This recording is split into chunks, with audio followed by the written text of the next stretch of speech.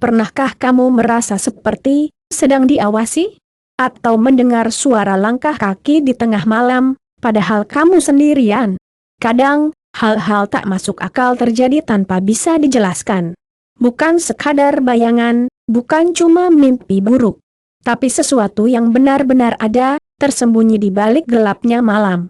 Malam ini, aku akan membawamu menyusuri kisah yang tidak semua orang berani dengar sampai habis. Sebuah cerita yang akan membuatmu berpikir dua kali sebelum mematikan lampu kamar. Kisah pilu Satpam Rumah Sakit. Malam itu, seperti malam-malam sebelumnya, Pak Budi menyusuri lorong-lorong sepi rumah sakit. Udara dingin menusuk tulang, bukan hanya karena pendingin ruangan yang disetel maksimal, tapi juga karena kesunyian yang mencekam.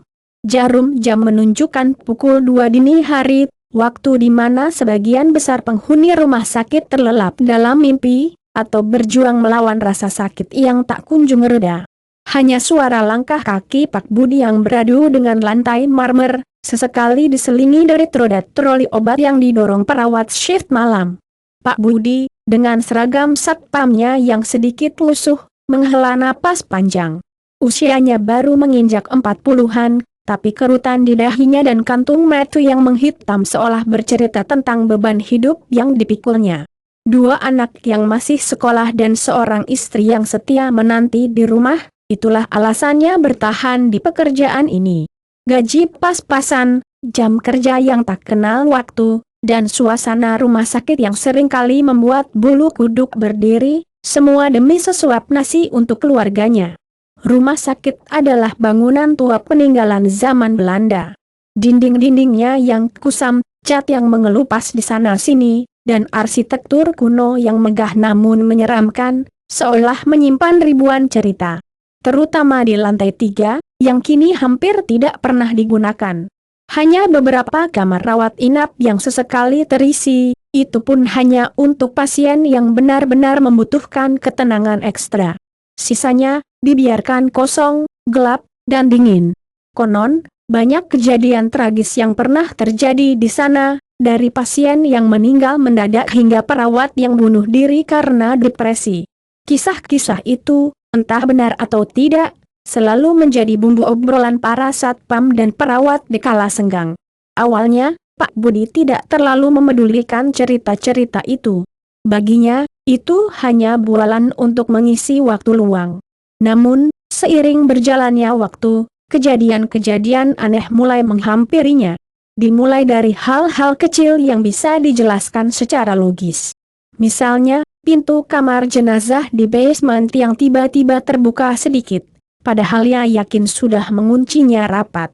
Atau, suara keran air yang menetes di kamar mandi lantai 2, padahal tidak ada siapa-siapa di sana. Pak Budi selalu mencoba mencari penjelasan rasional, mungkin kuncinya kurang pas, atau keran itu memang sudah tua dan bocor. Tapi, ada satu malam yang mengubah segalanya. Malam itu, sekitar pukul 3 pagi, saat Pak Budi sedang berkeliling di lantai 1, ia mendengar suara tangisan samar dari arah lorong menuju ruang ICU. Tangisan itu terdengar pilu, seperti tangisan seorang wanita yang menahan sakit. Pak Budi mengernyitkan dahi. Setahunya, tidak ada pasien wanita di ruang ICU yang kondisinya seburuk itu sampai harus menangis seperti itu. Ia mempercepat langkahnya, penasaran. Namun, semakin dekat ia melangkah, suara tangisan itu justru semakin menjauh, seolah bergerak mundur. Ketika ia sampai di depan ruang ICU, suara itu benar-benar lenyap. Lorong itu sepi, hanya ada keheningan yang memekakkan telinga. Pak Budi berdiri terpaku, bulu kuduknya meremang. Ia mencoba meyakinkan dirinya bahwa itu hanya halusinasi akibat kurang tidur, atau mungkin suara dari televisi di ruang tunggu pasien yang lupa dimatikan. Tapi, entah mengapa, perasaannya tidak enak. Kejadian-kejadian aneh itu semakin sering terjadi dan semakin intens.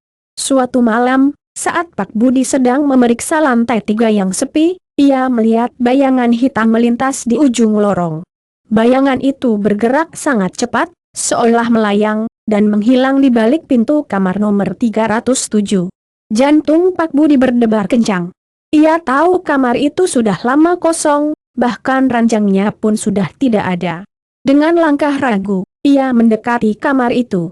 Pintu kamar 307 sedikit terbuka, memperlihatkan kegelapan di dalamnya. Pak Budi memberanikan diri mengintip. Tidak ada apa-apa. Hanya kegelapan dan hawa dingin yang menusuk. Ia mencoba menyalakan senter, tapi senternya mati. Panik, ia segera menyalakan lampu lorong, dan saat itu juga, ia merasakan hembusan napas dingin di tengkuknya. Aroma melati yang sangat kuat tiba-tiba menyeruak, membuat perutnya mual. Pak Budi berbalik dengan cepat, tapi tidak ada siapa-siapa di belakangnya. Ia berlari menuruni tangga, meninggalkan lantai 3 yang mencekam. Sejak saat itu, Pak Budi mulai merasa tidak nyaman setiap kali shift malam. Ia sering merasa diperhatikan, seolah ada mata tak terlihat yang mengawasinya dari balik kegelapan.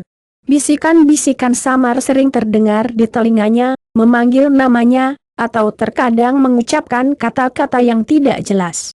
Ia mencoba bercerita kepada rekan-rekannya, tapi mereka hanya menertawakannya, menganggapnya terlalu banyak begadang.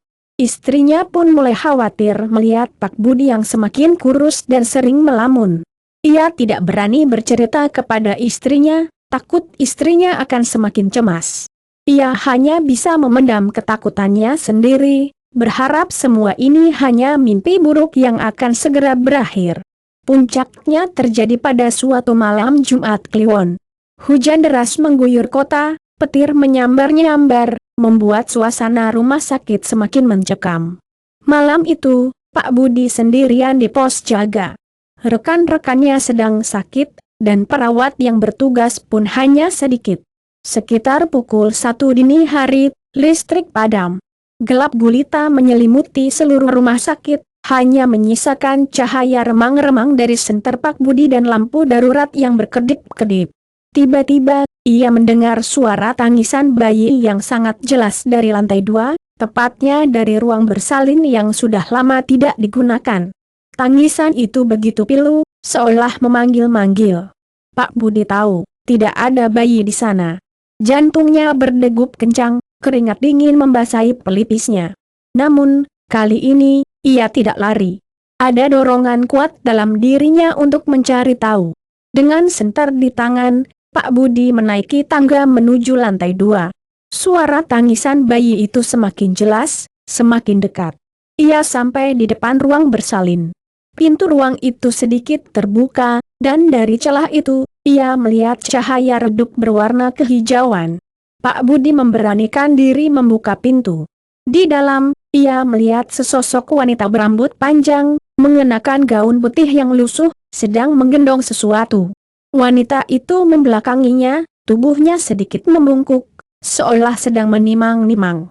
Suara tangisan bayi itu berasal dari wanita itu. Pak Budi mencoba memanggil, "Mbak, ada apa?" Wanita itu tidak menjawab. Perlahan, ia berbalik. Wajahnya pucat pasi, matanya cekung dan kosong, dan dari mulutnya, mengalir darah segar.